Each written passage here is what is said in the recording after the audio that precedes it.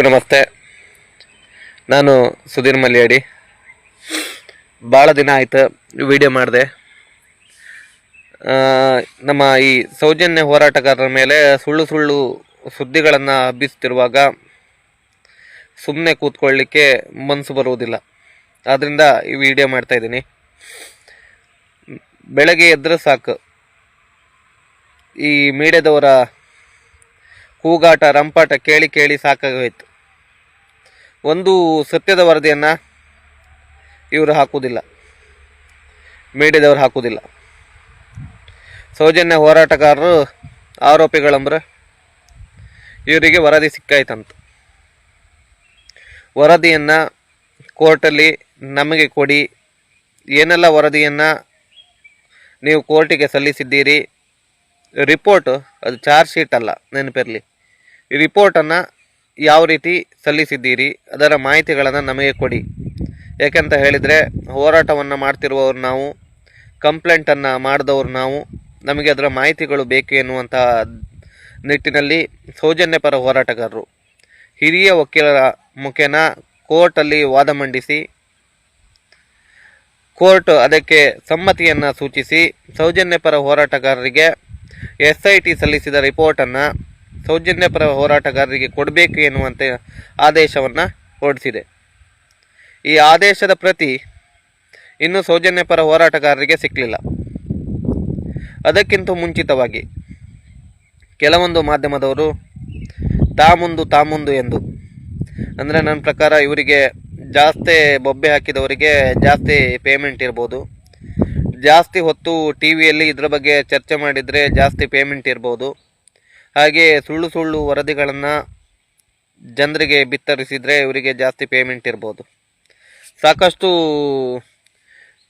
ಜನರು ಮೀಡಿಯಾವನ್ನು ಇವಾಗಲೇ ಅರ್ಥ ಮಾಡಿಕೊಂಡಿದ್ದಾರೆ.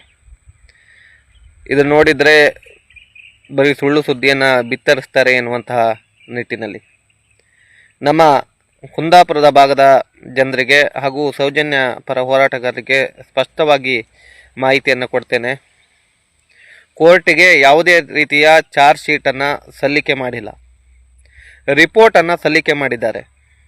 ಈ ರಿಪೋರ್ಟಲ್ಲಿ ಚಿನ್ನಯ್ಯ ಮಾತ್ರ ಇದುವರೆಗಿನ ಆರೋಪಿ. ಯಾವುದೇ ರೀತಿಯ ಸೌಜನ್ಯ ಪರ ಹೋರಾಟಗಾರರನ್ನು ಆರೋಪಿಗಳನ್ನಾಗಿ ಮಾಡಿಲ್ಲ. ಅದು ಸಲ್ಲಿಸಿದ್ದು ಚಾರ್ಜ್ ಶೀಟ್ ಅಲ್ಲ, ವರದಿ. ಅದಕ್ಕೋಸ್ಕರ ಕೋರ್ಟ್ ಮತ್ತೆ ಆದೇಶವನ್ನು ಮಾಡಿದೆ.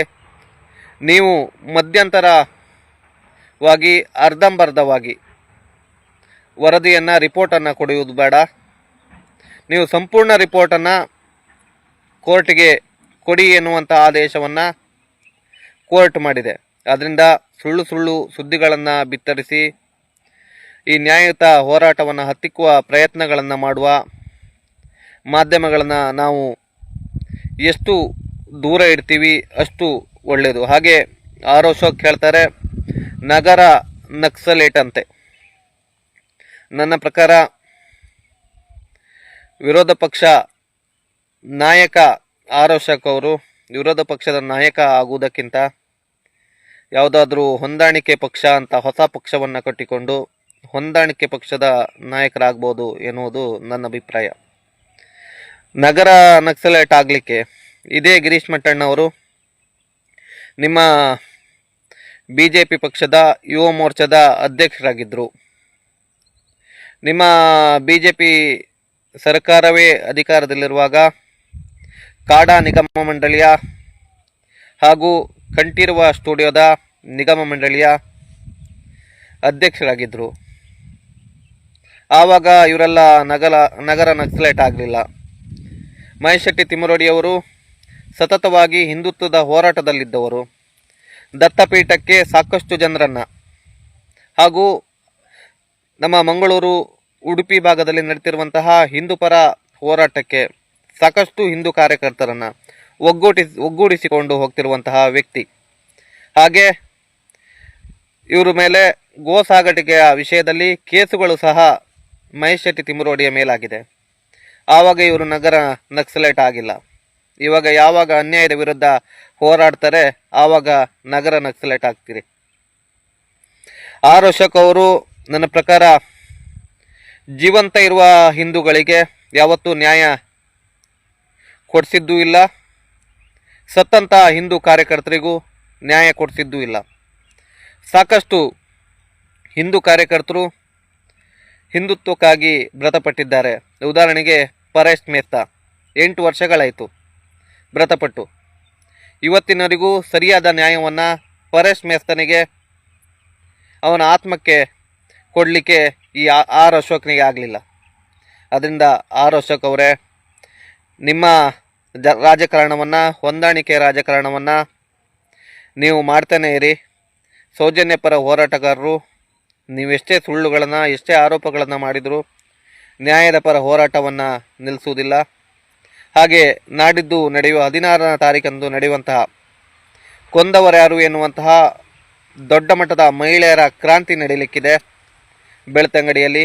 ಆ ಕ್ರಾಂತಿಯಲ್ಲಿ ಸಾಕಷ್ಟು ಮಹಿಳೆಯರು ಆಗಮಿಸಿ ಹೋರಾಟವನ್ನು ಬೆಂಬಲಿಸಿ, ಸೌಜನ್ಯ, ಪದ್ಮಲತಾ, ವೇದವಲ್ಲಿ, ಯಮುನಾ ಹೀಗೆ ಸಾಕಷ್ಟು ಮಹಿಳೆಯರಿಗೆಲ್ಲಾದ ಅನ್ಯಾಯವನ್ನು ಖಂಡಿಸಿ, ಇಂದು ಯಾರದೋ ಮನೆ ಮಕ್ಕಳಿರಬಹುದು, ನಾಳೆ ನಮ್ಮ ಮನೆ ಮಕ್ಕಳಿಗೆ ಇದೇ ಅನ್ಯಾಯ ಬರಬಹುದು.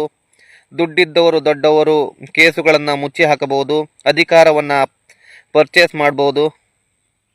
ಅದರಿಂದ ಸಜ್ಜನ ಸಮಾಜದ ಬಾಂಧವರೇ, ಸುಳ್ಳು ಸುದ್ದಿಗಳಿಗೆ ಯಾರೂ ತಲೆ ಕೆಡಿಸಿಕೊಳ್ಳಬೇಡಿ. ನ್ಯಾಯದ ಹೋರಾಟದ ಜೊತೆ ಕೈ ಜೋಡಿಸಿ. ಧನ್ಯವಾದ.